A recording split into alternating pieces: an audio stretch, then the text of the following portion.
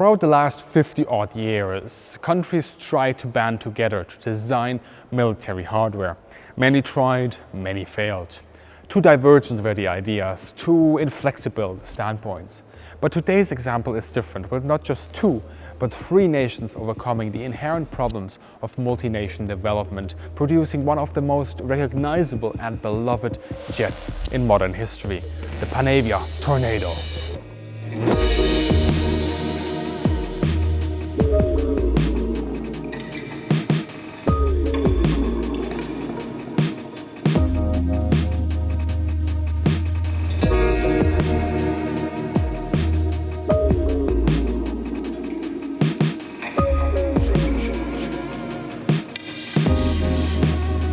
Hello everyone and welcome back to Military Aviation History. Today we are in Berlin-Gatow in the Militärhistorische Museum of the Bundeswehr.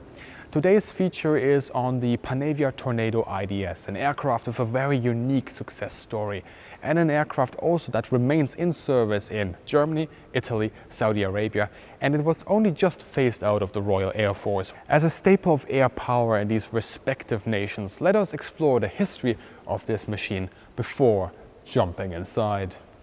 By the end of the 1950s and into the 60s, several European nations were starting to look at new aircraft to replace their aging fleets.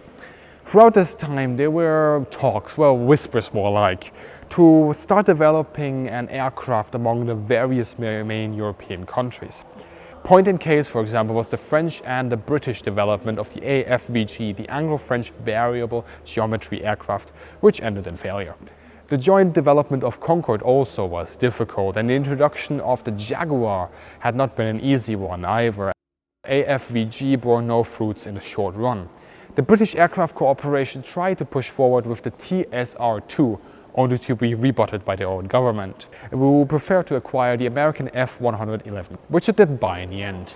Come 1967, this suddenly left Britain out in the cold. It had halted its main domestic developments, had no incoming import procurement, and still needed to find a replacement to Vulcan, Canberra and the Buccaneer.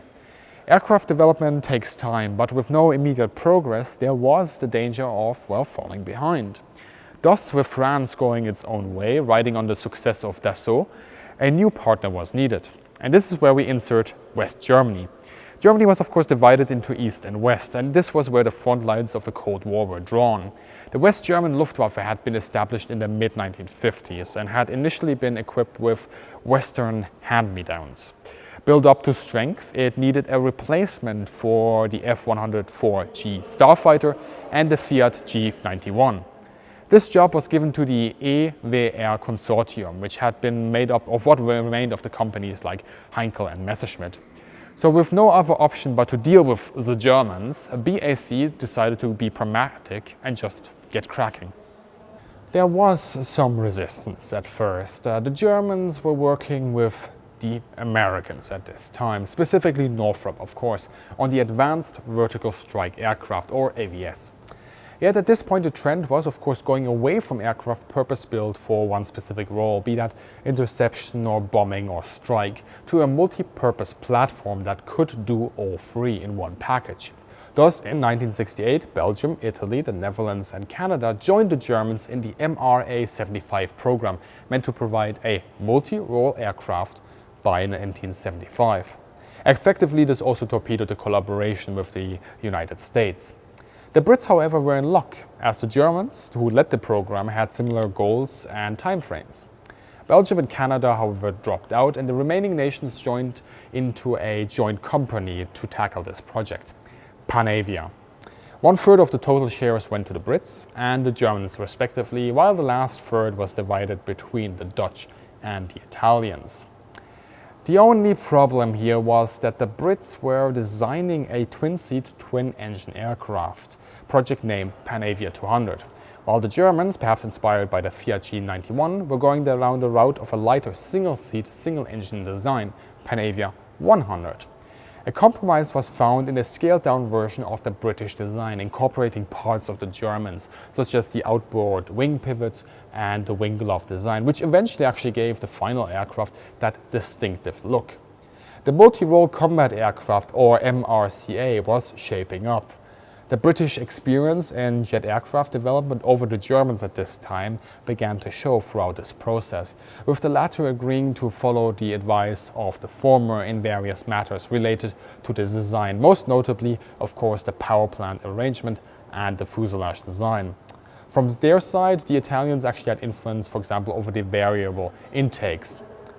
There remained, however, differences between the countries, as you would expect. This is just the nature of things. For example, German aircraft designs had been heavily influenced by their experience with American planes. Thus, they preferred American avionics, radar, and control inputs, which went counter to the British preferences. Going into the 1970s, the Dutch dropped out, but progress had been made. Round about this time, the MRCA also got its final name. Playing around with the designation Panther, the countries finally agreed and settled for what would become an iconic name, Tornado. By 1973, the first of 9 prototypes was ready for flight testing, but troubles with the engine prevented an immediate integration. It was only by August 1974 that prototype 01 took off in Germany with a British pilot and a German backseater. The first flights went according to plan with no major failures in the aircraft, but subsequent design changes meant that it was mainly used as an engine testbed. P02 and P03 were flown in Britain around the same time. A landing accident in the latter actually prompted the implementation of a stronger gear. P04 was the first to fly with a full radar navigations and weapon suite, engaging in weapon trials in the closing years of the 70s. On P05, the Italian Tornado was used in flutter and loading trials and was damaged in 76 during a hard landing. P06 was used to tackle the issue of directional instability and transonic speeds, and was also armed with the new 27mm Mauser cannon. The final 3 prototypes were already very mature designs, meant to test the operational aspects of the now near completed design. All in all, Tornado could have a very clean and straightforward testing process, but it was oddly also one that was on the receiving end of tragedy. First, the British P08 crashed during a 1979 simulated bombing incident, killing both crew members. And then in 1980, the older German P04 aircraft crashed during an airshow practice, also resulting in the loss of the full crew. While this testing was ongoing, Tornado had already been slotted for a pre-production run of 6 aircraft, followed in 1977 by the first production orders of 40 aircraft. At this point, it serves to give a little introduction into Tornado designation, since one of the 3 main countries chose to go down their own route. Nominally called the Tornado IDS, Germany and Italy used the original designation, translating to Interdictor Strike. The RAF, however, called it the GR1 for Ground Attack Reconnaissance. The GR1A was the recon version, the GR1B was used for anti-shipping, and the GR4 designated the aircraft after following the mid-life upgrade in 1984. After that, it gets a little bit more complicated. While initially meant to be a multi-role aircraft, there was talk to build some Tornadoes with a stronger emphasis placed on interception. Unlike the interceptors of old, where it was take off, shoot down, land, rinse and repeat, the Tornado was meant to have a longer staying power and a longer range to provide a more flexible platform against Soviet bombers. The Tornado ADV air defense variant was thus devised following the initiative of the Royal Air Force, which had to find a replacement for the Lightning and the Phantom II. Although the Tornado was somewhat inferior to more fighter-oriented designs out there, for example the American F-14, F-15, H-16, the French Mirage 2000, none of these fit the mission parameters or were deemed unfeasible at this time. Thus, ADV was pushed forward and introduced into the RAF as the F model, eventually also seeing service in Italy. The early development wasn't seamless, with problems accompanying the new radar system and the introduction of Beyond Visual Range missiles, BVR, but it got there in the end. Interestingly, they were actually later retrofitted once again to have some air-to-ground capabilities with SEAD. Eventually, the Eurofighter phased out the ADVs, and the Luftwaffe adopted the Tornado IDS itself and the ECR. The latter stands for Electronic Combat and Reconnaissance. Germany initially envisioned to buy 700 Tornadoes, hoping to re-equip its whole fleet with them. This was later revised to a more modest 322 airframes, and eventually less than 300s were actually introduced. Operating the aircraft from the late 1970s up to this very day, for many the Tornado has essentially become to a representation of the Luftwaffe, a feeling I presume is shared by many Brits when they looked at their own RAF models. Throughout its life service in Germany, it served with the Navy's Marineflieger and of course the Luftwaffe, and naturally needed to be continuously upgraded. When it came out, it was a fine representation of the technology of the time, but with the years, the numerous jumps in technology and equipment required the Tornado to receive substantial upgrade packages as it grew older. So now it is slotted to actually operate beyond 2025, with Panavia itself foreseeing a use until 2035, and in all reality it actually will be in service until the Bundeswehr and Germany finds a new replacement for this machine, which could happen relatively soon or take a long time. For Germany, the Tornado was at the forefront of the changing dynamics following the Cold War. In the 1990s, the Tornado was also the cause for controversy surrounding Germany's first deployment abroad following the Second World War, which had been quite some time ago. To provide both assistance to allies and to find a domestic compromise, it was used in Bosnia, for example, mainly in a recon role.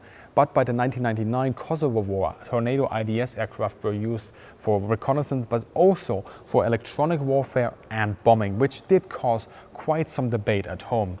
In 2007, a detachment of Tornadoes was also sent to Afghanistan for a period of 3 years, again stirring up a debate at home. Tornado is a twin-seat, twin-engine, supersonic, all-weather, multi-role jet aircraft. The aircraft is 16.7 meters in length, and its variable wingspan varies between 8.6 to 13.9 meters, and it stands at 6 meters. Two Turbo Union RB199 turbojets provided a respective continuous thrust of 10,000 pounds with a maximum rating of 17,300 pounds on afterburner. This allows for a maximum speed of 2,200 kph.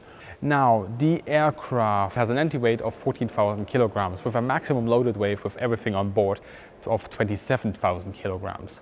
It is armed with either a single or two 27mm BK-27 Mauser revolver cannons holding 180 rounds each.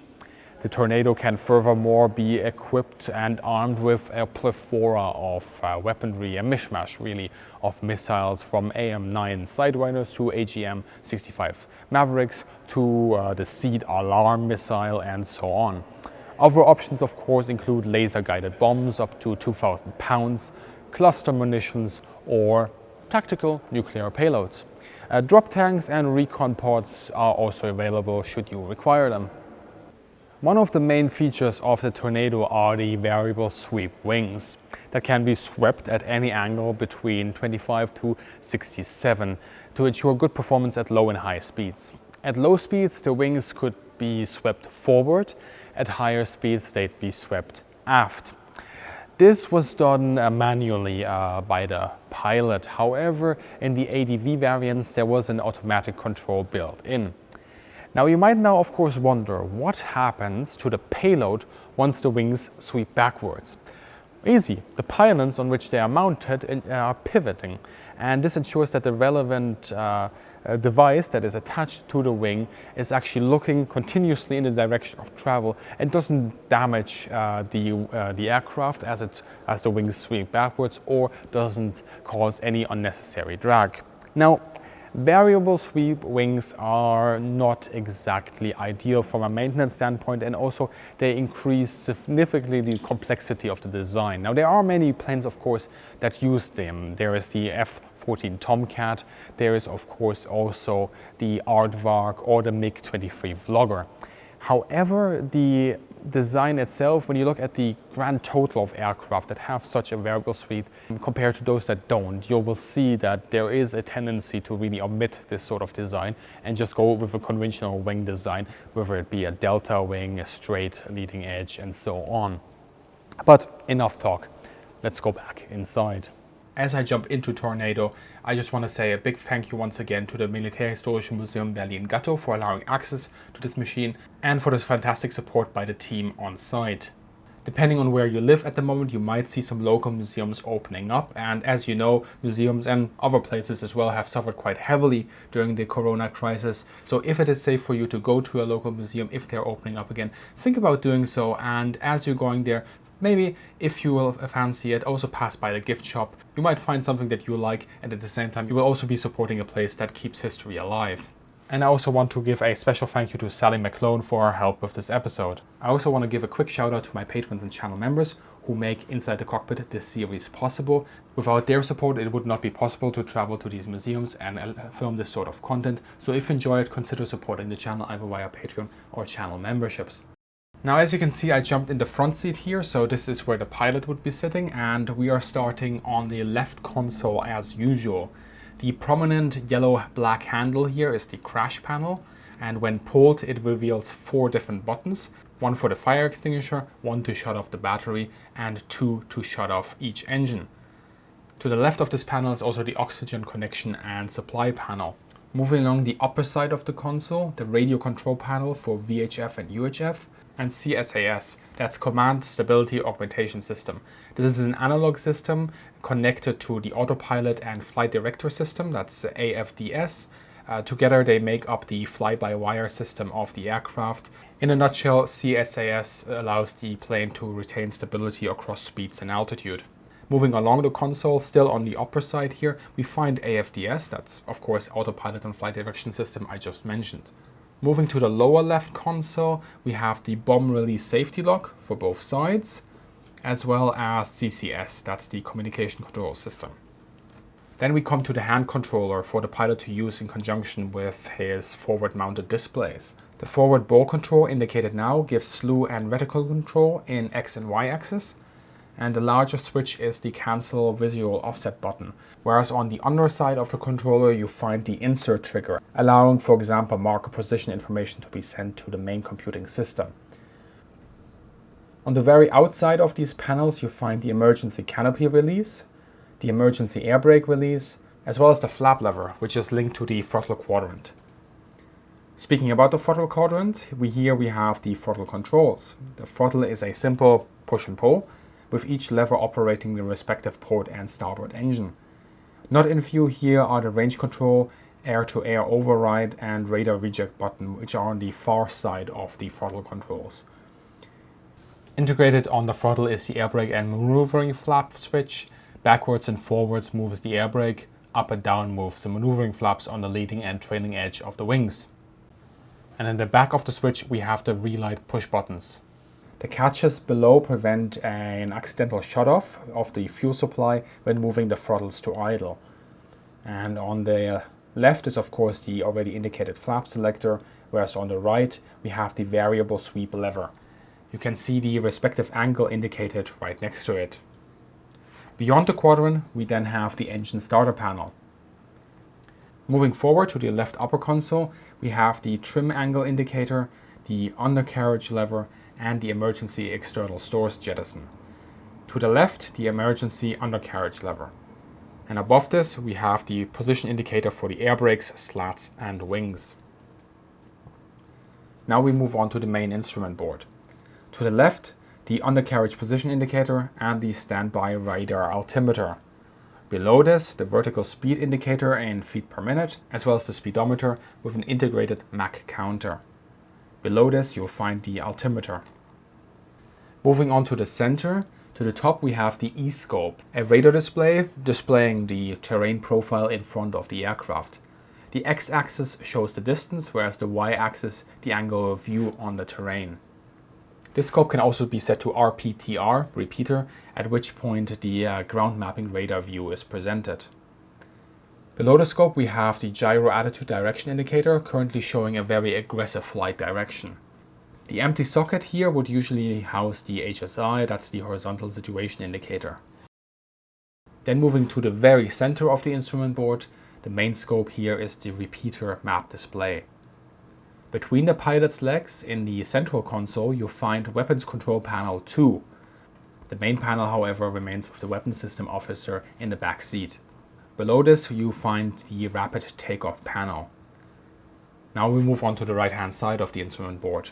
On the top, the two buttons marked F, well, that's your engine fire extinguisher for the respective engines. Below this, you'll find your brown alert indicator. It's a radar warning indicator showing the bearing of radar emissions which might be targeting your aircraft. Below this, the dials for your engines. From the top left, we start with the engine RPM and fuel flow indicator. Then the center left, engine temperatures and fuel tank capacity. And on the bottom, we have your nozzle area indicators. To the right of the fuel flow indicator, you have your oxygen flow indicator. And below it, the hydraulic pressure gauges set above the emergency power switch. And below this, you'll find the warning lights panel. To the far right of this, the triple brake pressure gauge, as well as the brake selector lever. Now we move our attention to the right-hand console. We start on the inner side with your TACAN control panel. You can see a few empty spaces here where usually you would find more panels. This is most likely because Tornados are still in service with Germany. Two things missing here, for example, is the IFF system and the MLS landing system. However, this provides me with a perfect opportunity to show you how these panels are actually mounted in the first place in the cockpit. As you can see, although they are assigned spaces, the panels fit into the slots like Tetris, really. They have a standardized width and are screwed into place with fasteners set into pre-cut holes. A bit further along the inner side, we have the terrain following radar and the engine control panel. And behind this, we have the lighting controls. On the upper side of the right-hand console, the fuel control panel, as well as the emergency UHF. All the way in the back, we have the engine test panel, fuel temperature gauges, and the lamps test panel. Now that was a lot of stuff to go through, but don't worry, there's more, if we look up. Starting again on the left now, we find the low pressure cocks next to the thrust reverse override and the arrestor hook push button. This also acts as an indicator as it can light up. The switch I am pointing to, that's the master arm safety switch. The remaining set is part of the heads-up autopilot and flight direction system. Obviously in the middle you will find your heads-up display. To its left, the angle of attack indicator, to the right, the accelerometer. Below this, you have the HUD's control panel. Then to the right, on the heads-up console, you will find my favorite piece in every aircraft. You know it, it's the clock. It is set here above the backup compass. Before we head to the stick, here is a cockpit view of the deployed in-flight refueling probe, which deploys out of a streamlined position next to the pilot. Final piece in the puzzle, the flight stick. The Tornado has a fly-by-wire system, meaning that there is no direct link between this stick and the control surfaces, although with the caveat that this is not exactly true, as there is a mechanical reversion control for the tail runs in case of a malfunction. In such a case, the pilot would still have pitch and roll control, however your control would be locked. The stick features a trim switch in the central position, and to its left the autopilot engage and radio switch. To its right the weapon release flap in the safe position and the trigger also in the safe position. The trigger activates a camera switch when it's pulled. On the bottom left, the nose wheel steering selector, and out of view the autopilot quick disconnect. That's a wrap on the front seat, but of course the Tornado is a two-seater with the pilot up front and the weapon systems officer in the back. Here the landscape changes completely. So, what is Nigel up to? In short, the Weapon System Officer, or WISO, ensures that the aircraft's equipment operates correctly. He monitors the aircraft's position and navigates, keeps situational awareness, assists in the operation of weapon systems, uses the plane's defensive systems, and advises the pilot throughout the flight. In short, he is not just along for the ride, but an integral part in making a Tornado work. On the inner left console, we find the ground mapping radar panel and the heads-down display recorder. On the outside, the reconnaissance control panel. Now usually there would be even more panels installed, like the special weapons panel, but since the Tornado is still part of Germany's contribution to NATO's nuclear sharing policy, I assume this has been removed in this exhibit. Moving forward, we find the main weapons control panel.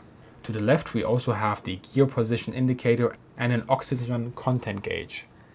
You can also find the jettison selectors, allowing you to jettison anything from the left outer to the right outer external pylon. A few flight instruments are also here, similar to the ones in the front seat. In the central position, behind the hand controller, you will find the weapon aiming mode selector right below the navigational panel.